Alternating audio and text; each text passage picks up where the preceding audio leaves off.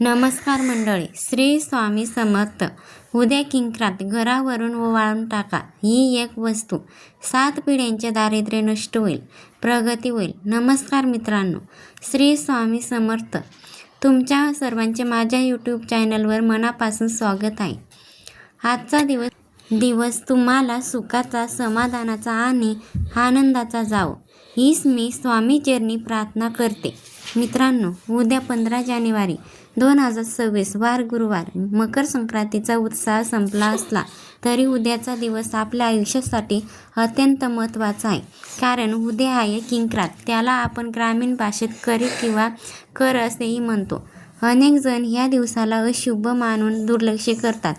पण तुम्हाला माहिती आहे का, या दिवशी केलेल्या काही गुप्त सेवा तुमचे संपूर्ण वर्ष बदलू शकतात. आजच्या व्हिडिओमध्ये मी तुम्हाला अशा काही गोष्टी सांगणार आहे ज्या कदाचित तुम्हाला कोणी सांगितले नसते. घरावरून नेमकी कोणती वस्तू उतरून टाकायची, स्वयंपाकघरात कोणत्या चुका टाळायच्या आणि गुरुवारी आलेल्या या किंक्रातीचा फायदा करून घेऊन लक्ष्मीला घरात कायमचे कसे टिकवायचे, हे सर्व आपण पाहणार आहोत. व्हिडिओ खूपच खास होणार आहे, त्यामुळे तो शेवटपर्यंत नक्की पहा. पुढे जाण्यापूर्वी जर तुम्हाला स्वामींचे आशीर्वाद हवे असतील तर या व्हिडिओला आताच लाईक करा आणि कमेंट बॉक्समध्ये श्री स्वामी समर्थ व ओम नमो भगवते वासुदेवाय लिहायला विसरू नका. तुमची एक कमेंट तुमच्या आयुष्यात सकारात्मक आणू शकते. चॅनलवर नवीन असाल तर सबस्क्राईब करून बेल आयकॉनला नक्की दाबा. किंक्रात म्हणजे काय, पौराणिक महत्त्व सांगते ऐका. मित्रांनो, संक्रांतीचा सण 3 दिवसाचा असतो. भोगी, संक्रांत, किंक्रात. पौराणिक कथेनुसार संक्रांती देवीने किक्रासुराचा नावाचा महाभयंकर राक्षस यांचा या दिवशी वध केला होता. हा दिवस म्हणजे वाईट शक्तीवरील चांगल्या शक्तीचा विजयाचा दिवस आहे. ज्योतिषशास्त्रात करी दिन का सांगतात ते सांगते ऐका. कारण हा दिवस संक्रमण काळ असतो. या दिवशी वातावरण नकारात्मक लहरी जास्त असतात, म्हणून याला शुभ मानून कोणतेही शुभ कार्य टाळले जाते. पण हीच वेळ असते आपल्या घरातून ती नकारात्मकता बाहेर काढण्याची. मी हे फक्त व्ह्यूज मिळवण्यासाठी नाही तर तुमच्या फायद्यासाठी सांगते. उद्या ह्या चुका चुकून देखील करू नका. कॉफी वर्ज्य. उद्या स्वयंपाकघरात भाज्या किंवा कोणतेही पदार्थ कापणे टाळतात. हे कशाचे प्रतीक आहे? जर जीवनातील संघर्षाचे केस मोकळे सोडू नका.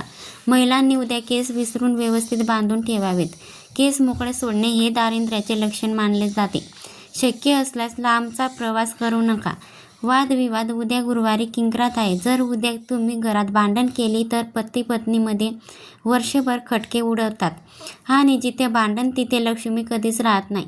सकाळी किंवा संध्याकाळी एक भाकरीचा तुकडा घ्या, त्यावर थोडे काळे तीळ ठेवा. हा तुकडा घराच्या मुख्य दरवाजावरून घड्याळाच्या काट्याच्या दिशेने 7 वेळा उतरवा आणि कोणाचेही पाय पडणार नाही अशा ठिकाणी किंवा लांब घेऊन टाका.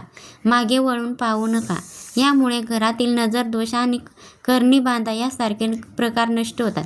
आता मी आणखीन एक उपाय सांगणार आहे, जो पिठाच्या दिव्याचा आणि गुरु मंत्र आहे. लक्षात ठेवा, उद्या गुरुवार असल्याने कणकेचा एक छोटा दिवा बनवा. त्यात चिमूटभर हळद टाका आणि तो दिवा घराच्या उत्तर दिशेला लावा. हा उपाय तुमच्या प्रगतीचे मार्ग मोकळे करेल.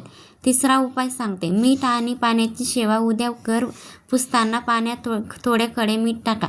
यामुळे घरातील नकारात्मक लहरी शोषल्या जातात. सकाळी मुख्य दरवाजावर थोडे गोमूत्र शिपडा. किंक्रात आणि गुरुवारी आलेली आहे. हा एक सुवर्ण योग आहे. उद्या विष्णू सहस्रनामाचे पठण किंवा श्रवण करा. ज्या व्यक्तींच्या घरात सतत पैशांची भासते किंवा उद्या श्री सूक्त नक्की म्हणावे. किंक्रातीला आपण जेवढे शांत राहू आणि मानसिक स्मारक करू तेवढी आपली आध्यात्मिक शक्ती वाढते. आपल्या नाशिकमध्ये उद्या गव्हाच्या पिठाचे धिरडे आणि गुळवडी बनवण्याची पद्धत आहे. तुमच्या भागात काय पद्धत आहे आम्हाला कमेंटमध्ये नक्की सांगा.